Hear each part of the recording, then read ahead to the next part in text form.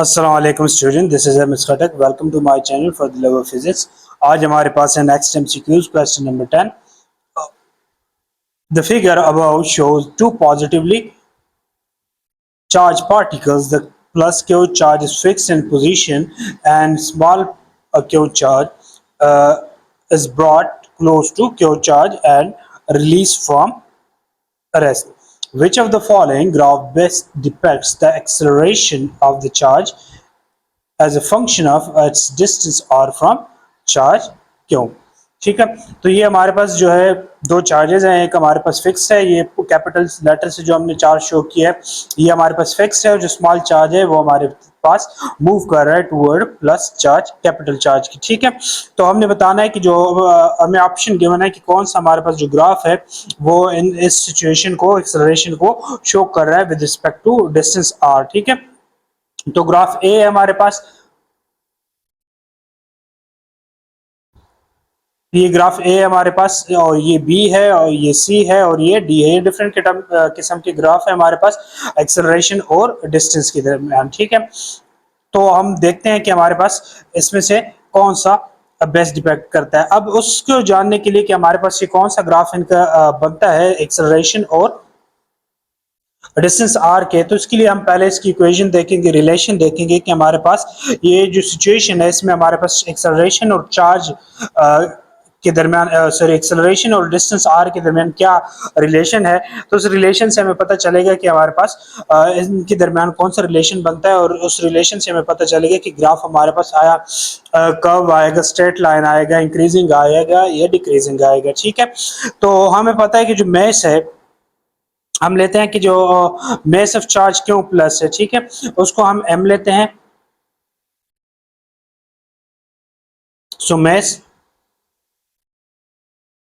Of charge plus क्यों, उसको हम क्या लेते हैं, एम लेते हैं। ठीक है, ये मेस है, और हम जानते हैं कि जो एक्सेलरेशन है, एक्सेलरेशन का हमारे पास क्या रिलेशन है, न्यूटन सेकंड लॉ से, F equal to force per unit mass. अब ये जो फोर्स है ये हमारे पास कौन सी फोर्स है, जो हमारे पास चार्ज की वजह से है, तो इसको हम एफ ई, इलेक्ट्रिक चार्ज की वजह से है, तो ये हमारे पास क्या आ जाएगी, एफ ई ओवर एम आ जाएगा।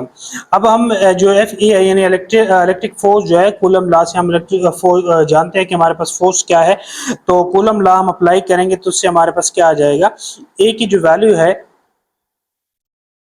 वो हमारे पास आ जाएगी, ए इक्वल्स फोर्स की जगह हमारे पास कूलम लॉ की से फोर्स की वैल्यू आ जाएगी, जो कि हमारे पास है कि प्रोडक्ट ऑफ मैसेस,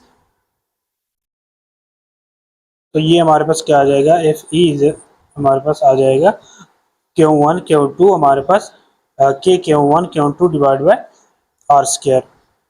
ये होता है हमारे पास फोर्स। तो इस सिचुएशन में हम इसको पुट कर लेंगे, तो हमारे पास दो चार्जेस हैं, के की वैल्यू हम लिख लेंगे जो कि हमारे पास 1/4 पाई एप्सिलॉन नॉट है, एक चार्ज क्यू है कैपिटल लेटर से और एक स्मॉल है, और नीचे हमारे पास जो एक मैस एम है।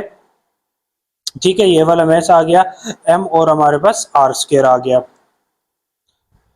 अब इससे अगर हम रिलेशन देखें हमारे पास, तो रिलेशन हमारे पास क्या बन रहा है, रिलेशन हमारे पास इनसे बन रहा है इनवर्स रिलेशन बन रहा है। ठीक है, तो इनवर्स रिलेशन बन रहा है ए और आर के दरमियान, आर स्क्वायर के दरमियान। तो हमारे पास क्या आ जाएगा,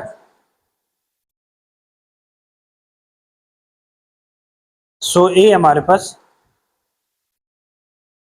is inverse in relation with R square. ठीक है, तो ये हमारे पास रिलेशन बनता है, A is inverse relation to R square. इसका मतलब क्या है कि हमारे पास अगर एक क्वांटिटी इंक्रीज हो रही है तो दूसरी हमारे पास डिक्रीज हो रही है होगी। ठीक है, तो इस सिचुएशन को अगर हम देखें तो हमारे पास जो ग्राफ ए है वो एक्सेलरेशन की, ये देखो एक क्वांटिटी इंक्रीज है, दूसरी हमारे पास क्या होगी, डिक्रीज होगी। तो ये हमारे पास बेस्ट डिपेक्ट करता है